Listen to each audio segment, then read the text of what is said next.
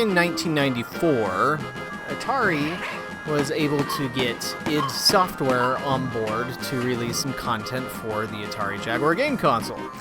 One of the best games on the system, in my humble opinion, was their port of Wolfenstein 3D, which I would argue is the best version of Wolfenstein 3D to exist, and then a pretty good but not perfect port of Doom.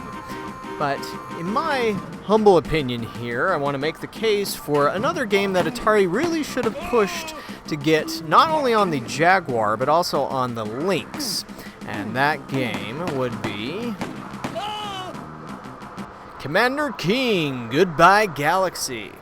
Now, perhaps there was some reason why they couldn't bring Commander Keen to these systems. I don't know if there might have been some contractual thing going on with Apogee or whatnot, but still, this, for me, I was a big PC gamer about the time that the Jaguar came out. I didn't really know about the Jaguar's existence. I knew about the Lynx, but couldn't afford it. It was way outside my price range. We had a Game Boy, but other than the Game Boy and the Atari 2600, the only gaming I was able to do at home was on the PC.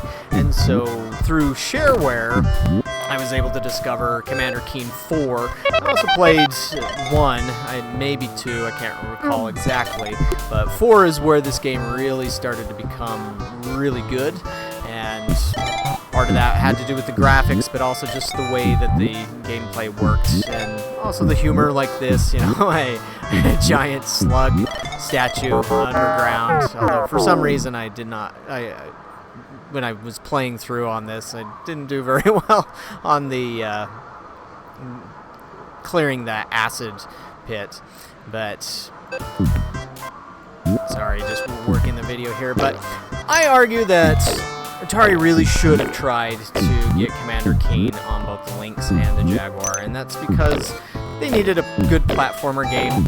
There was an old magazine that Atari tried to, well, they published 3 versions of it called Atarian magazine, and in it, people were always clamoring for something like Super Mario Brothers on the Atari 7800, and they just didn't really have much other than Scrapyard Dog, and I think the reason why they developed Scrapyard Dog was kind of as an answer to try and get something like Mario on the platform. Now, of course, that did come out on the Lynx, but it was okay, but certainly not as good or memorable as something like Mario Brothers. Now, obviously, Commander Keen is a bit different from Mario Brothers. You have a ray gun, you have a pogo stick, but it is a 2D platformer, and it is a lot of fun, and I think this could have been the star platforming game on both the Lynx and the Jaguar. I'm not sure exactly how the Lynx, how it might have looked on the Lynx with the resolution changes, but I'm sure the Lynx could have pulled off a version of Commander Keen pretty well, and surprised that nobody in the homebrew community's tried it over the years.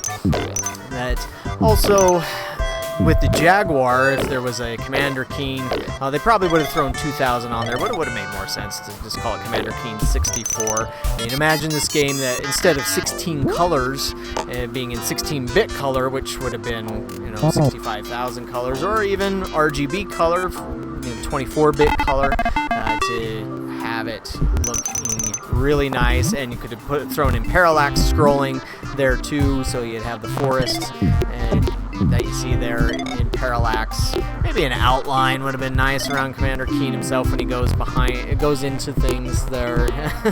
I mean, I guess that's part of the challenge, though, is not having an outline and just kind of jumping around and using the sound to figure it out. But either way, and yeah, this is somewhat of a personal preference just because I love the Commander Keen games. I mean, maybe not so much Keen Dreams, but Goodbye Galaxy was always a lot of fun, and would have loved to have seen this on one of the Atari consoles, and should have joined the likes of Doom and Wolfenstein 3D. It might have been a breakout hit for the system.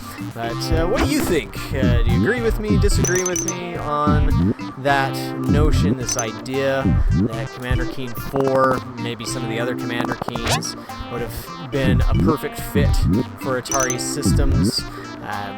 Probably would have been nice on one of the STs or the Falcon as well, but really thinking more of the console side here, just because, again, I argue that Atari needed something good for their consoles, a good platforming game to rival Mario and Sonic, and this could have been it. Yeah, sure, it would have been on the PC as well, but could have made perhaps the superior version for the Jaguar at least.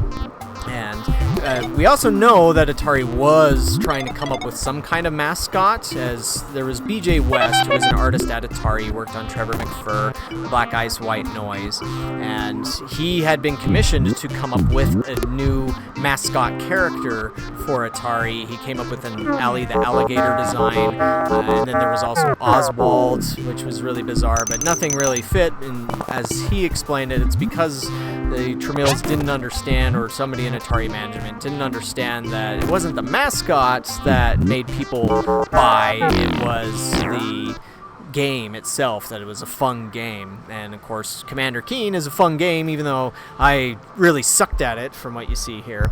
But with a fun game and a great mascot together, could have sold well on the Atari platforms. What do you think? Agree, disagree? Let me know.